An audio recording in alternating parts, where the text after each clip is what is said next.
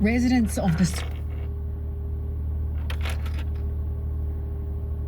Swiss ski resort Crans Montana are in shock after a New Year's fire killed dozens.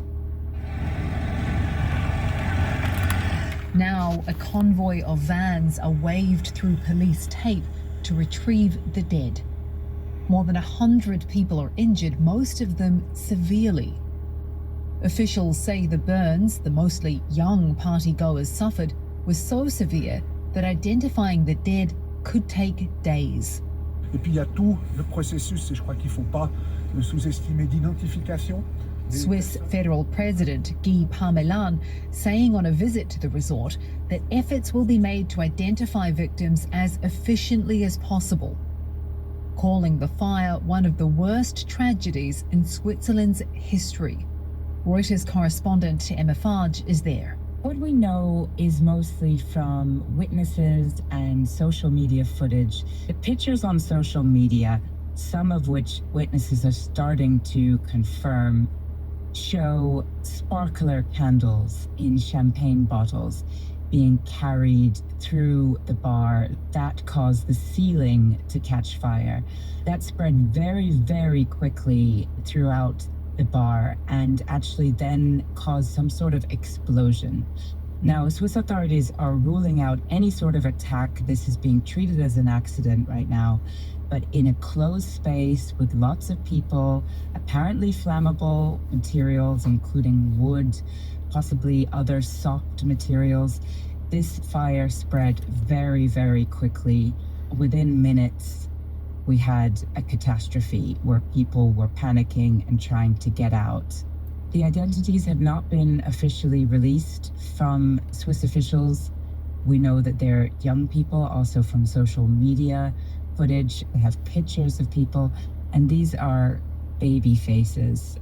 Emma says the scale of the incident in the resort town has created paradoxical scenes. I arrived yesterday morning, 24 hours ago. There's a lot of people in shock. So on the scene yesterday morning, New Year's Day, people were sort of walking about glassy-eyed, just in disbelief. But then there's also people going about their normal lives, their holidays. This is peak season, so you see ski instructors with their red outfits carrying their skis. You see children. You also see people from all over the world having a good time. So that's the scene.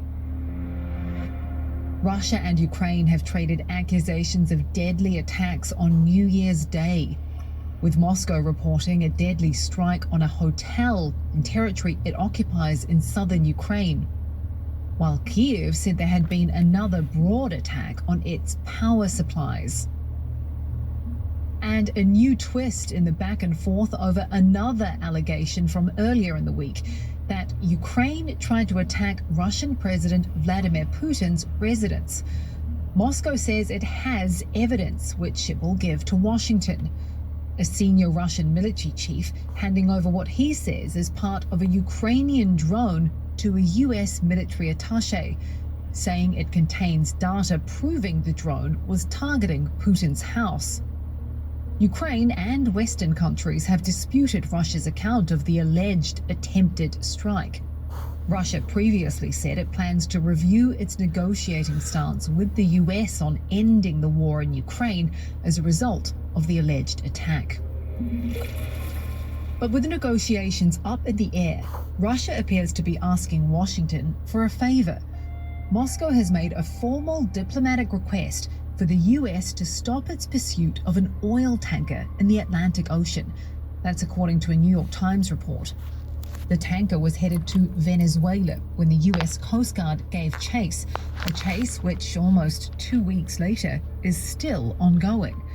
The US has seized a number of oil tankers in the area and launched strikes on alleged drug boats, all part of a campaign by President Trump to heap pressure on Venezuela's president, Nicolas Maduro. Now, Tesla has had a tough 2025 as the loss of US tax credits and rising global competition has weighed on demand. Analysts expect Tesla to report falling fourth quarter deliveries and a second straight annual decline in vehicle sales. But as our correspondent up here at Roy is reporting, the company's hoping 2026 will bring a more positive outlook. Well, sales for Tesla and frankly for the entire EV industry has been affected in the fourth quarter by the removal of US tax credits at the end of September. The expiring tax credits actually had boosted sales in the third quarter, but Tesla's problems started much earlier. There's rising global competition against Tesla's aging lineup of vehicles. And early this year, there was a major backlash against Elon Musk for his far-right political rhetoric and work for the Trump administration. Those actually hurt Tesla sales in the first and second quarter. Up Europe says Tesla has a bit of a balancing act to do in 2026. Analysts actually expect Tesla sales to recover in 2026 after Tesla launched stripped-down versions of its Model Y and Model 3 vehicles. Those are expected to help sales in Europe and Asia, where Chinese EVs are gaining ground. But in the US, Tesla still faces stiff competition from a slew of affordable vehicles that are about to hit the market next year. But Elon Musk's big goal is to expand robotaxis and launch humanoid robots. Much of Tesla's valuation actually hangs on that big bet. And Elon Musk seems to have big hopes this year for another one of his companies, Neuralink. In a post on X, Musk says his brain implant company will begin high-volume production of brain-computer interface devices this year and will move to fully automated surgeries to implant them. Neuralink started human trials in 2024 after addressing FDA safety concerns and says it's since implanted 12 patients worldwide. Several people are reported to have died in Iran as protests over the cost of living have turned violent. The semi-official Fars news agency says that 3 protesters were killed during an attack on a police station in the western province of Loristan. More deaths and arrests have been reported elsewhere in the country.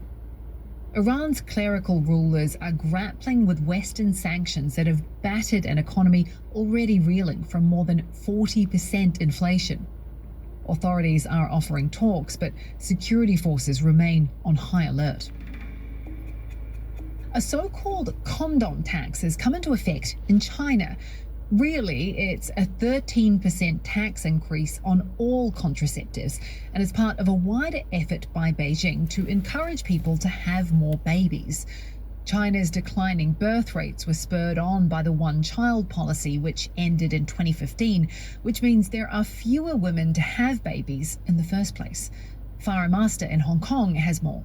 China's been trying for the past few years to increase the birth rate by offering subsidies, including those for housing, and also within universities and schools, trying to teach love and marriage courses.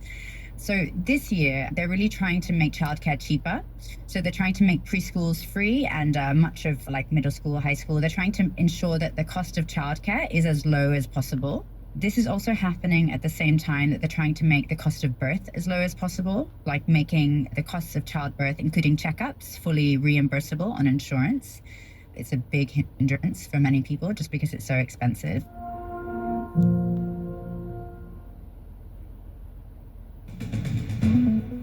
And for today's recommended read, a special report on just how Israel's truck bombs ripped through Gaza City. You can follow the link in the description to see the report from our graphics team on how, in the weeks before the ceasefire, Israel deployed a new weapon, armored personnel carriers repurposed as explosive-laden bombs. And as it's a Friday, we have a recommended listen too. So we want to let you know about tomorrow's episode of our On Assignment podcast, which is all about Syria's Alawites. For more on any of the stories from today, you can check out Reuters.com or the Reuters app. Don't forget to follow us on your favorite podcast player. If you're listening on a smart speaker, just ask for the latest news from Reuters 7 days a week. We'll be back tomorrow with our daily headline show.